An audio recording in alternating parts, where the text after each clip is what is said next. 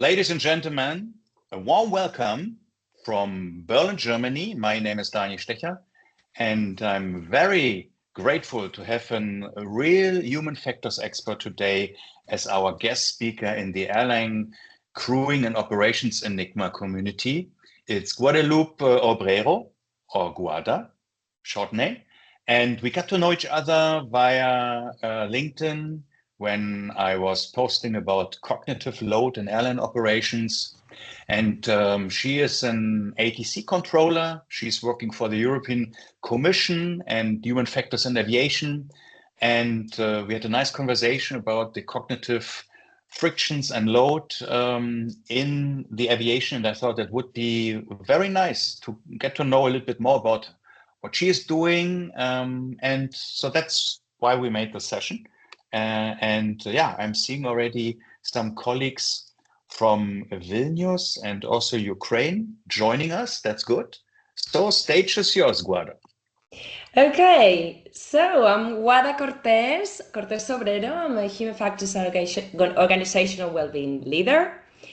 And I'm also doing a PhD on organizational happiness management. I'll let you know more about that in some other session. I'm collaborating with the European Union, as you said, in a high-level human dimension group, but on a daily basis, as I like to say, I'm a sky manager. I'm an air traffic controller. Still operational, have been for the last almost 30 years.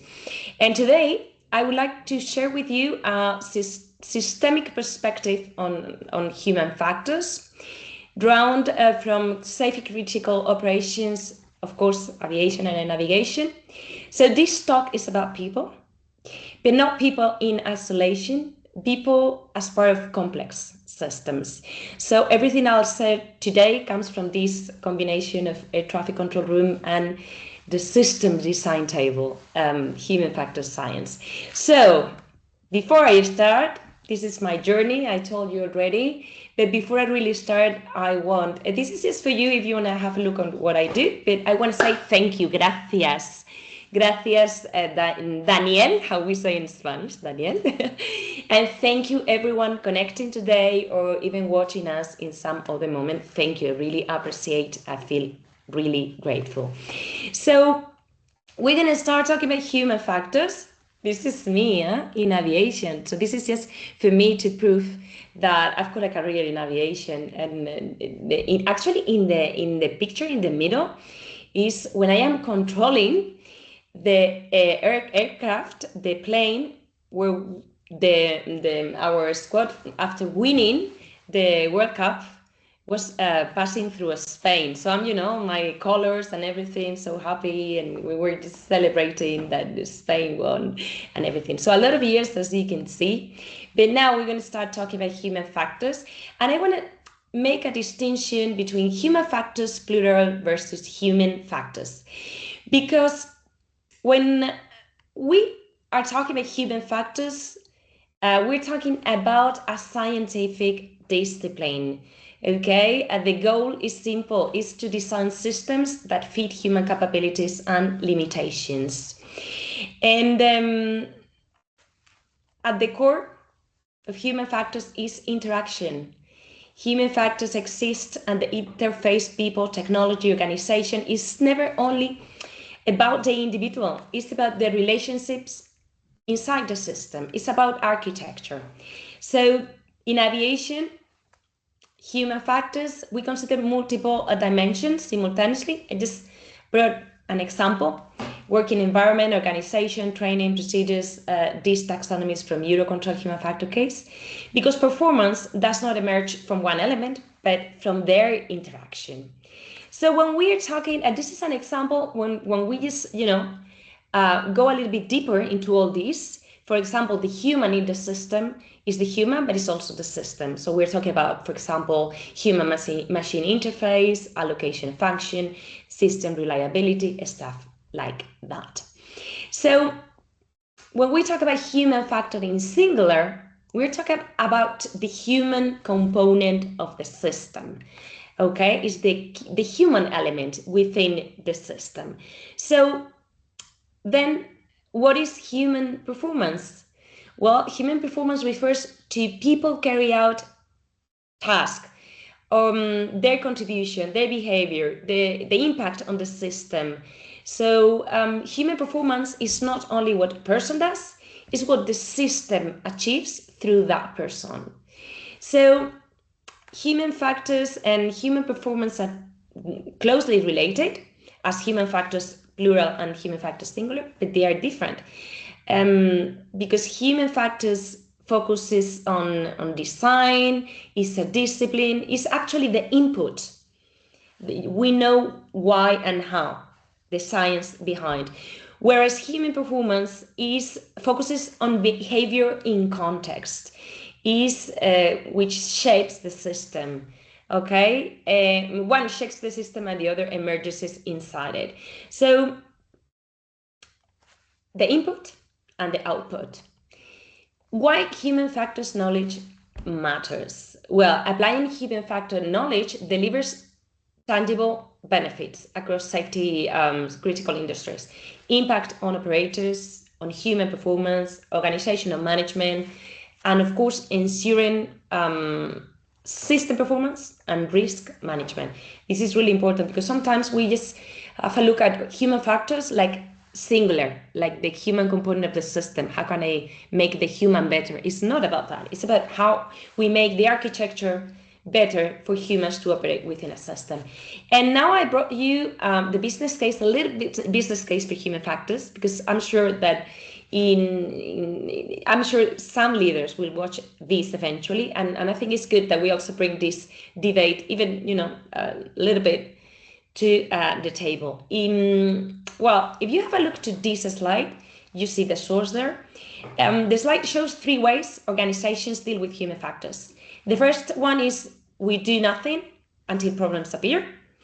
This is the most expensive one, but this is what happens many times. The second is react late near the end of development phase. Costs are still super high. And the third is we integrate human factors early. This reduces problems and costs over time. So the message is super simple. The earlier we consider human factors, the cheaper and the safer the system becomes. We have a look at this one here. We see how the cost of changes grows over time. So in fact, late changes can cost 60 to 100 times more than in the very beginning. So design decisions made early are extremely important. That's the message. Fixing problems later is always more expensive. And if we have a look at this one, we have a look at the life cycle cost. We see something important is about 70% of total cost is determined before detailed design. So early decisions, again, shape the entire future cost of the system. So this is why human factors must be included from the start. In summary, this is where we have explained. System development must include human factors, as I said. I can just tell you, and of course I haven't met not all airlines in the world, but plenty of them. I never ever had a human factors expert in any meeting while presenting our IT system, and also during system implementation, trainings, never ever. And I attended industry conferences since many years. I never ever had a human factors topic. So that's why I thought the time is right to put this a little bit more in the foreground.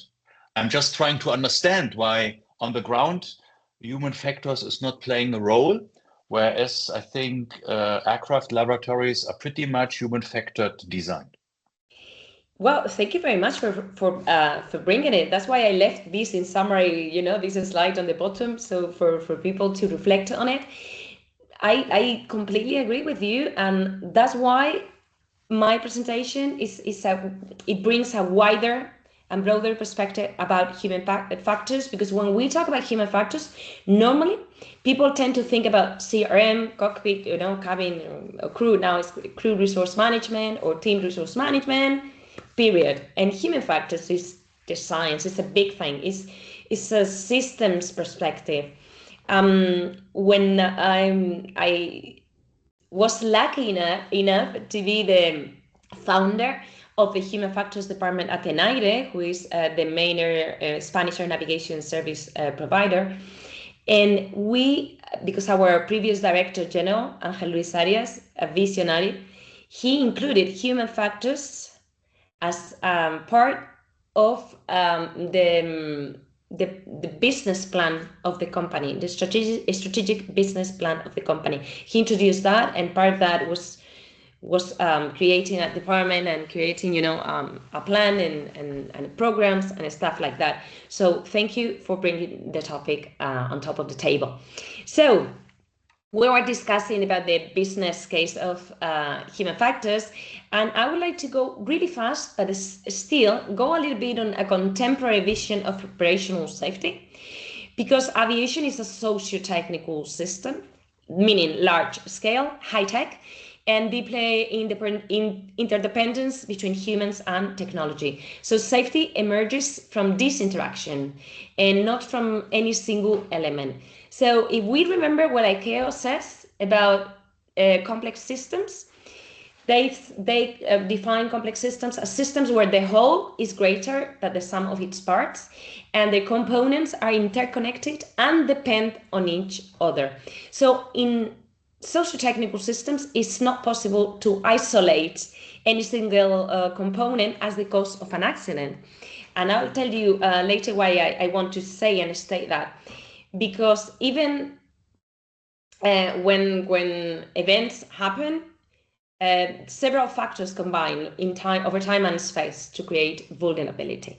So I love this. The human being is the most flexible and adaptable component of the aviation system, but also the most vulnerable. But the good news is that humans adapt when systems degrade, humans compensate for variability, and humans create safety in real time. But adaptability also has limits. And this is what I call the 70% myth, because for decades we have heard that 70 to 90%. But can you go back to the slide then? Here? Yeah, because here I see already a trap.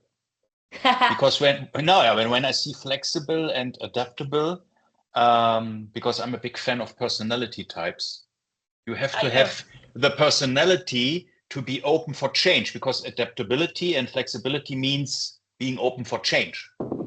Yeah. So when we talk about human factors, I think a very critical role also plays to have the right people with the right mindset to somehow prove this sentence. Because if you are not having open-minded, flexible and adaptable personalities, then it's difficult, I would say. I understand that. That's why selection processes are a key aspect, but also training, because some of these aspects, resilience can be trained, flexibility can be trained to a certain degree. I know what you're going to say, but good training can improve all those things. So human factors is also the way you design and deliver training. Human factors is also the way you select people. So if we think systemically, then we go deeper than just having people managing and coping at a specific situation, if you know where I go. So I was talking about this myth because for decades, as I was saying, we have heard that 70 to 90% of accidents are caused by human error. Always, I've heard that. But that statistic explains nothing, especially nowadays, because accidents do not rise from one component. In complex systems, they emerge from the interaction of multiple components, human, technical, organizational. And in complex systems, we cannot isolate one element. I will give you some examples later on. So human error is part of the system. It's a part of the system. It's not an anomaly. It's a normal part of system functioning. As reason defined, errors occur when a planned action does not achieve its intended outcome. Errors are not random. They are shaped by context. And context can make more easy or more prone error situations. So if I say, welcome home, Captain Sully, what would you say? Who doesn't know Captain Sully in the world? Is there anyone? Okay. But I would ask you, why do you think we remember Sully? Daniel, what do you think is that? Why was a movie made by this event? Yeah, I think it was this hero situation where he did something which was completely the exception from the rule, which was against all checklists, all standard procedures. And so he had a certain intuition, creativity, and genius. And this is exactly the storyline for all these movies which we love to watch. I love that. You put it in such nice words. And I would say, because it went right, imagine the same exactly genius, creativity, and everything, having, these great ideas in seconds, because we're talking about seconds to decide. And suddenly imagine that someone might have been killed, like 2, 3, 20 people. The situation would have been different. However, what we know, Rasmussen said that, I'm going to go that to safety one, is that the same action can lead to very different outcomes depending on context. And what Rasmussen said is that human error results from an imbalance between task demands and the mental resources available to meet them. And he concluded that the roots of success and failures, I'm talking about cognitive, roots are the same. So it's context and systems which are going to define our possibilities of success. So the question is not who failed, but what conditions shaped performance. And I always like to go to that. And now I want to move to safety one. And traditionally, aviation adopted what we now call safety one. It's this reactive view of safety based on the absence of accidents. Systems were seen as decomposable. You can see that in the picture. Failures were attributed to technical, human, or organizational causes. Let's say more or less three general boxes. And variability in human performance was treated as liability. Humans were seen as the weakest link. This is like as traditionally we saw that. But as systems become more complex and independent, then we have this view, which is safety two, which shifts the question from why did things go wrong to why do things usually go right. Because in complex systems, success and failure emerge from the same adaptive processes. So human variability is not a problem to eliminate, but a resource to allow systems to function under changing conditions. So instead of seeing humans as sources of error, we begin to see humans as sources of resilience. Leave the floor to you. I think you want to say something. No, I think it's quite interesting. No, it's quite interesting how you put it, and that makes it very, very nice. Thank you. I thought you were going to say something. I'm reading your mind. Human factors, intuition. So I'm going to give you some examples for our colleagues watching us today between simple and complex systems. This is the scientific vision. You've got some papers here if someone is interested. I give you also some more information at the end. So from safety one to safety two, systems thinking for safety and human performance in air traffic. This is some of the literature you can read, but let's go for the samples. And if you have a look to the left picture, it's actually my typewriter. I learned to typewrite in one of those. And when I had a problem with, imagine that I was pressing letter L, and L was not printing on the paper. I could, fix the paper, fix the ink, fix these 2, 3, 4 things in my typing machine, typewriter machine, and I could normally 90% of the times I could fix the problem. And now imagine that you press a letter L in your tablet and you cannot produce an L. What can I do? Disconnect it, reset it, period. Guadalupe cannot do anything. It's a complex system unless you really know how to do it. Imagine the brothers right and imagine the Concorde. Simple system, complex system. Or this is the first air traffic controller in history, you know, with the flag, the pencil, and basically a bottle of water, and that's it. And how we have complex systems right now. So it's very clear when I see how we are evolving to complex systems in aviation. And now, another key systemic insight is this distinction between work as imagined versus work as done. We could also discuss about work as prescribed, but there's a lot of more work as, and I totally recommend you blog, Humanistic System by Stephen Shorrock. He's a great human factors specialist. He's one of the best in Europe, and he's got an excellent blog on that. I'll have included that address also at the end. And so work as imagined is how designers, engineers, managers, regulators believe work happens. This is the picture on the left. And work as done is what frontline professionals actually do to make the system function. So in aviation operations, this gap is inevitable because procedures describe stable conditions, but operations occur in dynamic, uncertain environments. We are completely adapting, prioritizing, anticipating, compensating, coordinating. So the adaptive capacity is not aviation, it's the mechanism that keeps the system working.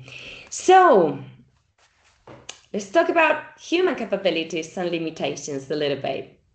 How does our brain process information? Human performance begins with perception. Our senses receive stimuli, our brain interprets them through cognitive processes, and we act based on memory, meaning, expectation. This process is powerful, but limited.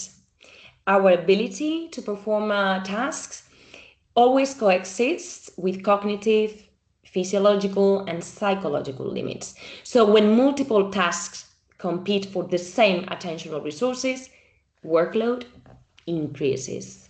So performance variability is not accidental. It reflects the interaction between demands and resources. So this is what we have: perception, how we do, and how human factors specialists, for example, can work to support the process of catching the information by designing tools that they are suitable for usage. But I want to move forward and go to cognition, because it's how we perceive, understand, remember, decide, and act. Cognition is the result of the interaction between our abilities and limitations. So again, cognition is not a static capacity, it's a dynamic balance. So can we trust our senses? We can, but I would give you, some examples. For example, if you have a look at the left, if I would ask you, would you consider that the lines are parallel? What would you say? Apparently, they are or they are not?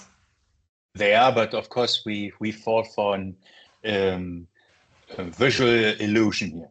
Exactly. And it's the same thing for the picture on the right. We have the feeling that there's like an S-spiral, but they're just, if you see, they're circles. So it's the circle of the S-spiral. And the same here. This illusion is described, is actually designed for us to have the perception that is in movement. But if you have a look, imagine to the top left circle, and you just look very, just concentrate and focus on it, you will see that it's not moving. But when you move at the whole figure, you have the illusion that everything is moving. So we've got limitations, and this is just one tiny example of how our eye can or cannot perceive stuff. So, and also we're talking about attention. Attention also is a limited resource. We can not only trust, I was going to say that we can not only focus on more than one demanding task at the same time. And we voluntarily distribute attention across tasks. No. You're wrong. You're wrong. Because I know thousands of ops and crew controllers in the world who will tell you, no, they can do something different. So that I think there must be a gap in your studies, because I know so many people who will debate this. Just joking, yeah, but it's. I know. I was leaving you do that. I've been there. I've done that. So I know when I mean that we voluntarily distribute attention, it's true, partially true. I'm gonna go a little bit deeper into that, but because of course attention can be trained again, but never unlimited. We have limitations, and also something super interesting is that our emotional state is going to directly affect our attentional capacity. I love this because sometimes we're not aware of that, but so. Yeah, I think we are also tricked from Microsoft, who established this multitasking with Windows and so on. And everybody sitting in front of a Windows screen in the mid-90s and early 2000 was believing, I can multitask and so on. But the reality is, of course, is different. And that's why we all fall for marketing myth somehow. I know, even controllers, when we train, we still have, this irrational belief. Well, not irrational, because it was explained eventually in the past that we are super multitaskers. But what we know from science right now is that we are super fast in changing tasks. So we're just not multitasking, we are single tasking, but we are doing that so fast that we have the perfect perception that we're doing two things simultaneously. And actually our attentional resources compete. So when we are using the resources from the, let's say, easily put in from the same side of the brain, let's call it like that, then it's easy for us to go super fast. But when our resources are competing, then it's a little bit more difficult. And I was going to say that there are some of the external factors that affect our attention, like intensity, size, movement, novelty, all that, and emotional load. And I always highlight that because for people it's difficult to believe. It's like, no, that is not going to affect my attention, and it does.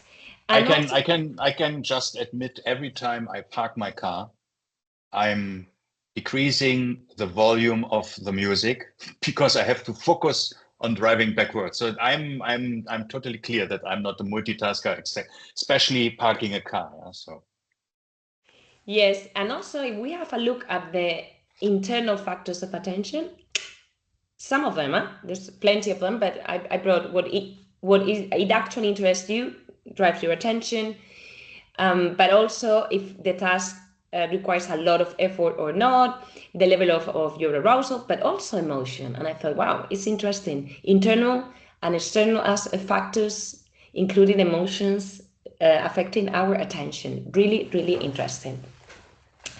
And well, this leads to a key implication in safety critical work is performance, again, is always context dependent. And I'm saying this all the time, but I think this is, the message. Human decision-making operates through two interactive systems. We know that by Kahneman. Sorry about the Spanish book. This is my copy. I have it in Spanish. So system one is fast, intuitive, automatic, experience-based. System two, slow, analytical, deliberate, and effortful. And experts rely heavily on system one in dynamic environments because the speed matters. And in air traffic control, for example, many decisions are intuitive pattern recognitions built through experience, with a risk also that the patterns might be wrong, but this is how we work. And when situations become novel or ambiguous, system two must engage. And that shift increases cognitive load, because I know you are super fan of cognitive load, and that is really important. And let's talk about Rasmussen 3 levels of human behavior in the context of work. And what Rasmussen said is that we operate in 3 different levels of behavior: a skilled-based behavior, automatic, highly practiced, like when we learn to drive or to ride a bicycle; low conscious effort, fast and efficient, but vulnerable to slips and lapses. For example, rule-based behavior, the second level, is when you are learning your procedure as an air traffic controller, as a pilot, as everyone who needs to run a checklist, and you stick to the book, to the rule, because this is where you create safety, because you don't have any other experience. So rule-based behavior uses stored procedures, rules in familiar situations, conscious selection and execution. So errors arise when rules are misapplied or outdated. And then the third level is the level of expertise, is knowledge-based behavior, and this occurs in novel or unexpected situations, meaning that is when you tend to apply new knowledge for situations, for non-rule situations, for situations where the rules are not valid. I'm thinking about the Qantas flight. Remember that one flight? It was Qantas 76 flight, could be. I don't remember, the one who had problems in 2 engines, and there was this crew. There was an additional crew on board because they were on non-duty, and then they managed to think differently, to forget about the book, and that's why they were successful. And errors in this kind of level arise from reasoning limits or overload. So we're talking about high cognitive load, active problem solving, and mental model construction. So when there's innovation, there's a space for this. So again, we see human performance variability is not random. It reflects the mode of cognition required by the situation, which leads us to a practical question: is what conditions shape human performance in operational environments? Because if performance emerges from context, then we must understand the factors that influence it. And we're going to discuss some of them. There's plenty of them. We're just going to talk a little bit about some of them. This is a list from Eurocontrol. We have acceptance, trust, health, comfort, everyone motivation, work satisfaction, really important, situation awareness, skill change, perception, memory, decision making, workload, fatigue, stress.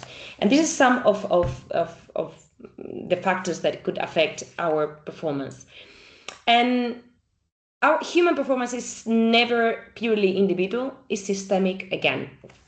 So let's talk about when something goes wrong, what typical mechanisms could happen.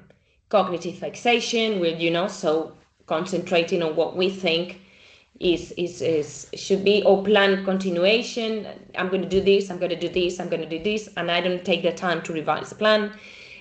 Again, bias, any bias, plan continuation is a bias, could be a different one. Stress, fatigue, inert knowledge. You have knowledge, but it's not valid anymore. But since there's no recency in your training, you are still using what it was recorded years ago. Again, the same with new technology. You have been not adapting well to technology, so automation surprises or procedural adaptations. Some of the mechanisms that affect our performance. But I want to talk about workload. And I want to talk about workload, and I'm going to mention this. Yerkes-Dodson law is super old, it's 1908, but it's still so valid. And if you have a look, you will see how performance is optimal at a certain level of activation. If activation is too low, we get underload. If activation is too high, we get overload. Both degrade performance. And even we could get fatigue by being underloaded, something that most people don't know. And when workload exceeds capacity, what we see, for example, if we consider workload and task, we're going to have all these problems. Task difficulty is going to give us more workload. Number of tasks performed in parallel. Number of tasks performed in series. time available. So that is affecting our resources. But I was going to say that this is what we see when workload excess capacity. For example, in air traffic controllers, I can tell you about this: loss of information and conscious omissions of actions, alteration of vigilance skills, scanning skills, slower reactions, more difficulty in decision making, impact on prioritization and risk taking, and I would say that also team cooperation. When I can check, I can really identify when someone is overstressed because they stop paying attention to the possible team cooperation options. They're just, into the task stack. I always say when you are super overloaded, you forget the mission, you focus on the task, if you understand what I mean. And of course, also after workload, you're going to get fatigue. We're going to get fatigue not just by excessive workload, but workload is a factor, definitely. And fatigue is, this is the ICAO definition, is I'm going to try to say right in English, physiological state of reduced mental or physical performance, resulting from sleep loss, extended wakefulness, circadian phase, or workload. And then as fatigue increases, this is going to have an impact on visual precision, cognitive abilities, and some other issues. And we could distinguish between mental, visual, or for example, postural. All of them are super important. And the effect is that fatigue reduces concentration, memory, decision making, reaction time, also affects emotional regulation and behavior. And in safety critical work, as yours and mine, different perspective, but same work, this also directly impacts operational reliability. So fatigue is not simply sleep. After a shift, after your work, you might be tired. You might feel, oh my God, I'm so tired. But then you go to sleep, next day, sound and clear. I go to work, that's it. So fatigue is different. It's just when you don't recover in the morning, when there's a lot of issues behind that. And also when we consider mental, visual, and postural fatigue, and this affects our performance, we are also affecting the performance of the system. So it is system condition performance degradation when we talk about fatigue. And I want to go super quick, but just mention these scientific principles by ICAO Doc 9966. That's what I've mentioned before. Periods of wake need to be limited. So that's the need for sleep. Getting enough sleep, both quantity and quality. Okay, quantity and quality is enough cycles, but also enough quality. Also, sleep loss and recovery, because we could have a sleep depth when we are not sleeping enough, and recovering from that depth may take longer than even 2 nights of unrestricted sleep. So we're talking about big thing here. The circadian effects on sleep and performance. For example, the window of circadian law occurs in the time of the daily minimum in core body temperature, meaning between 2 a.m. and 6 a.m.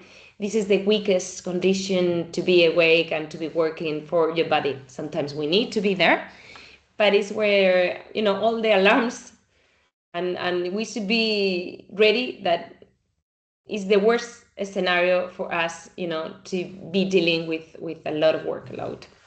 And also the influence of workload, because workload can contribute to fatigue. The entire industry knows this, especially when it comes to pilots and cabin crew. But on the ground, we have the superheroes who have no circadian law, who never gets fatigue, who can work as long as they can. And that's why I think this needs to be addressed finally also in the OCC.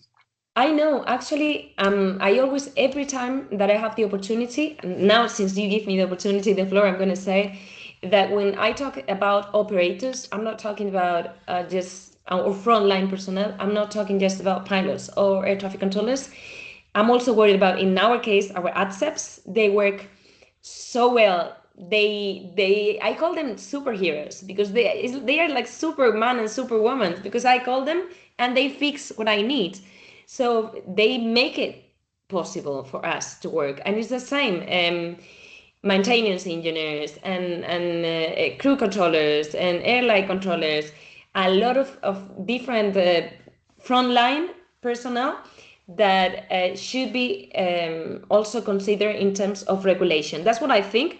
And it is, by the way, the message I'm bringing with me wherever I go, even the European Union and Human Dimension group where I go, because there's more than one group represented there, and we're trying to move forward and to raise awareness that we're, different professions there, and we are all human, and we all have an impact on safety. So thank you for the opportunity.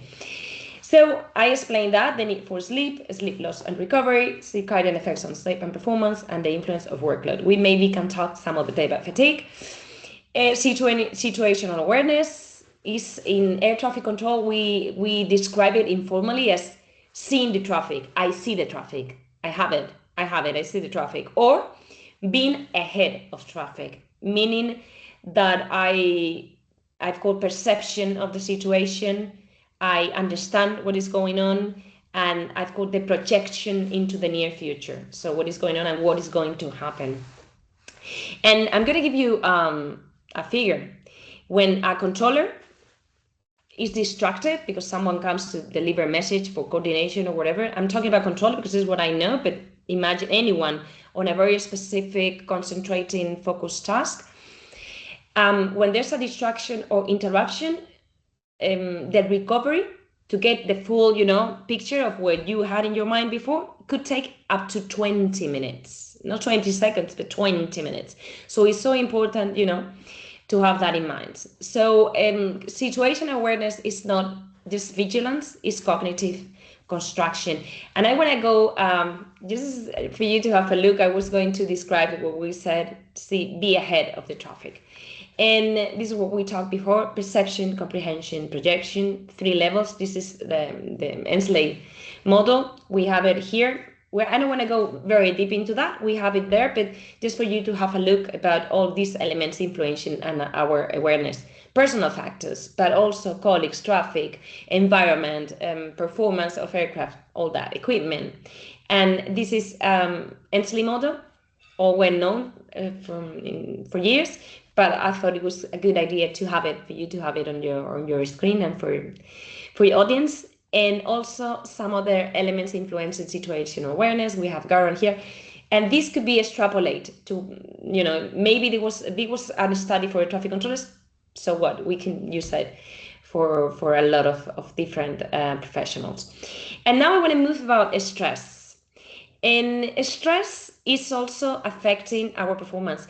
And stress is this response, psychophysical, psychological also, when we perceive that our demands exceed our available resources, okay? And this is like a definition, and of course it's subjective. The workload is subjective if we consider number of aircraft in a sector. Imagine for a case of air traffic controllers, but I could have 40 aircraft and I could be fine, and I could have 3 aircraft and be suffering stress because I've got an emergency, or because I'm completely new, or because I'm not experienced. So it is subjective, and stress have an impact on all this: vigilance, attention, memory. In the case of ATCOS specifically, because of the studies that we have. But humans, we're humans. It doesn't really matter where you're working. Team cooperation, and this is really interesting. Return to previously learned skills.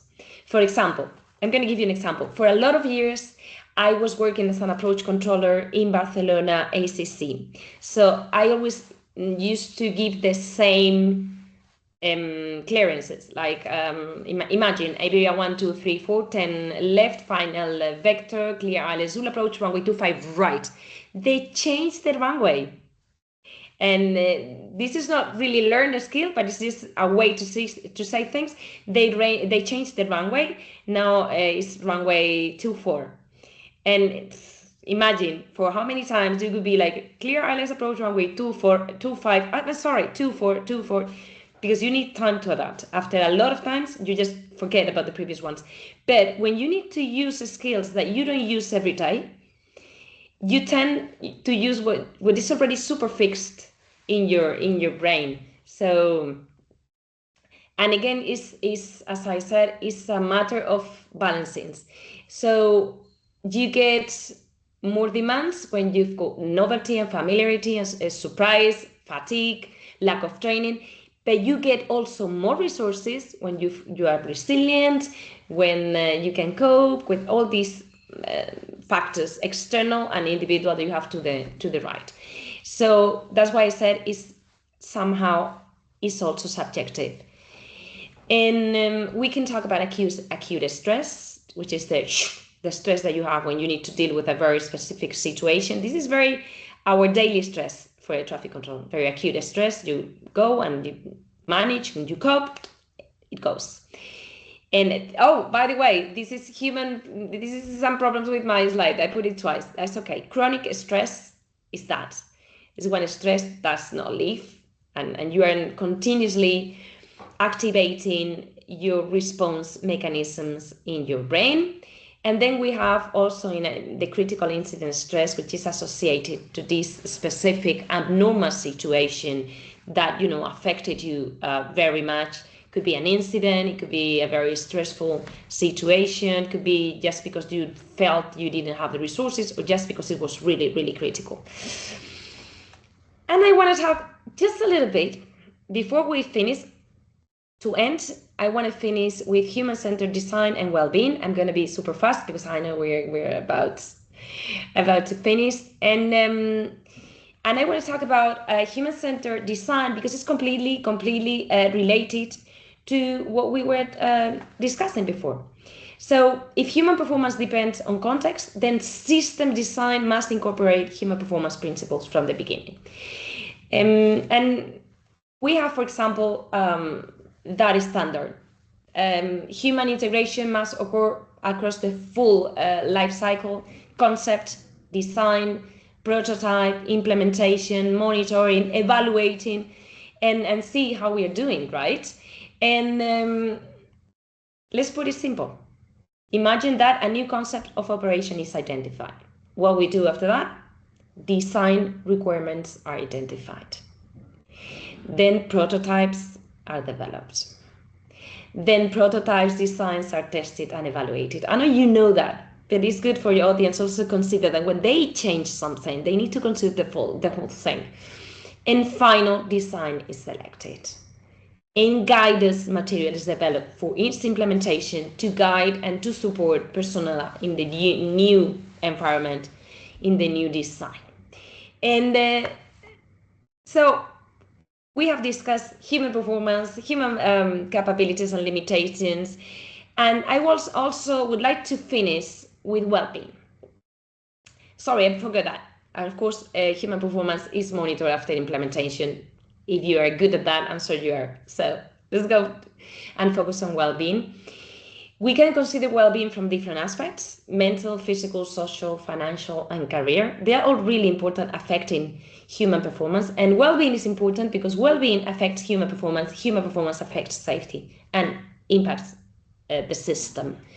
And I would like to leave like headlines. Caring for people is the right thing to do because people create safety.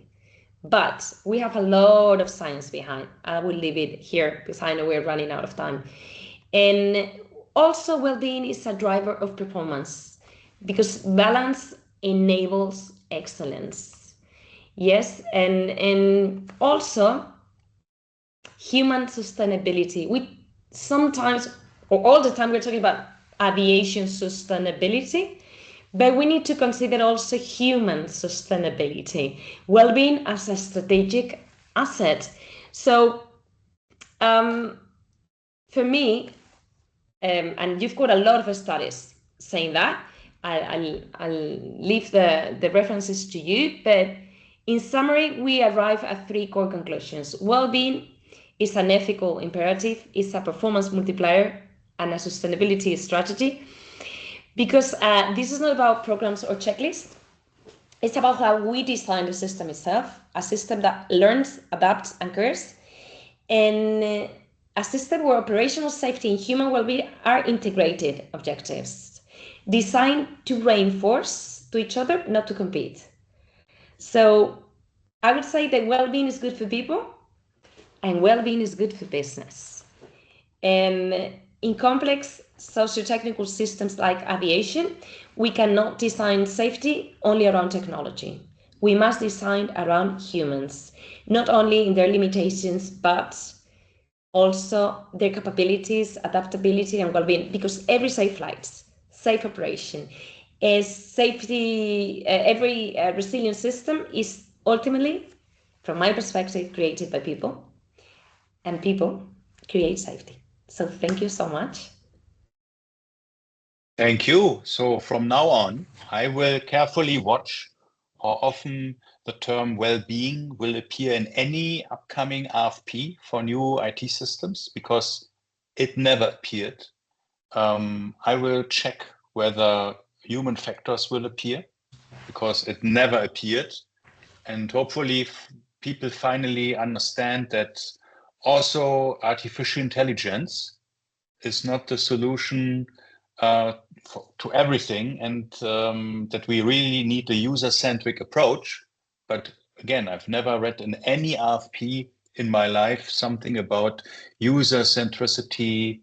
It's more that people are always, you were talking about your typewriter, and that the letter L was not functioning, and they exactly try to have a solution. What if my L is not working? Do you have a fix for it? And I think this is, so I loved what you were presenting, because it was spot on, and hopefully after watching it, more people will start to think about it. Thank you for the opportunity. I really appreciate that you invited me. I really appreciate your conversation, your wisdom, your sharp thoughts, and and you also what you write in LinkedIn. I follow you and I read all what you write. So thank you very much for what you do for the community. Thank you very much. Yeah, and I got a nice hint from an ex-colleague, because I know my confrontational clarity is sometimes hard for some people to digest, but you have to see it under the diversity lenses. Because if you are a fan of diversity, you should also accept a different point of view or a different way of conveying information. And that's why I'm one part of the spectrum and representing confrontational clarity. And so well, sometimes you need to push a little bit things to move forward. I understand that. And also clarity is essential in aviation and in navigation. We need clarity. Can be, we cannot do differently. So clarity is something we need in our everyday operations. So looking forward to what we have next, because you had a fantastic conversation with us today. We have already the next presentation scheduled for 24th of March, where Toby Benenson is talking that you can only automate with artificial intelligence what you can articulate. And that's exactly number one topic I'm seeing in the industry. People ask for artificial intelligence, and when you're asking them what exactly is your expectation, it's pretty silent after this question. So that's why this will be also a very insightful session, and yeah, looking forward to having future conversations with you. Thank you again, Guada, and wishing everybody to stay healthy, smart, upbeat, positive, and enthusiastic. Thank you, everyone. Bye-bye. Bye-bye. Thank you. Bye-bye. Bye. Bye.